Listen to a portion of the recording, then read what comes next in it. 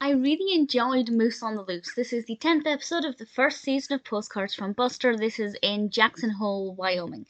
And the main narrative is Buster trying to track down a moose because Arthur sends him a clip or an image of a slug in his backyard.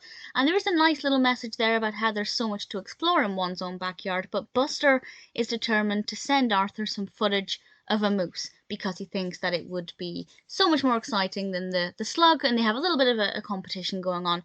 However, it's going to be easier said than done, and Buster meets these children and they talk him through the joys of bird watching and the kinds of birds you can see, and Buster makes this comment that it's so much more enjoyable when you know what you're looking for and you can identify things. And I think that that's such a great point to make, that the more you know, the more interesting it is.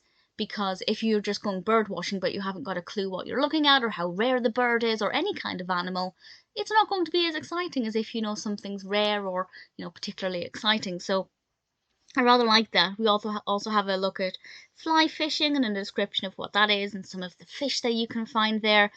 And then we go back to the moose aspect, and we learn about how moose eat and various identifiers that might indicate that there's a moose nearby. And throughout all of this, the key takeaway is be quiet.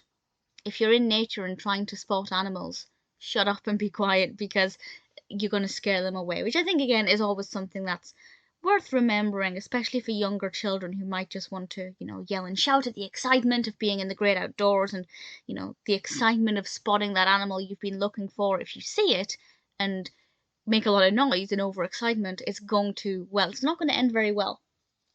I did have a lot of fun with this one. I would have liked to have seen a bit more of the day-to-day life in Jackson Hole, Wyoming. For example, what are the shops like, the streets, the restaurants, or anywhere that they go to on a regular basis or semi-regular basis.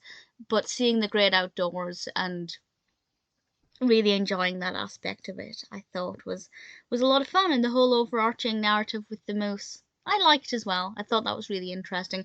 We get a decent amount of Arthur and DW, which is always something I appreciate. So in all, it's a really good, really informative and educational episode of Postcards from Buster.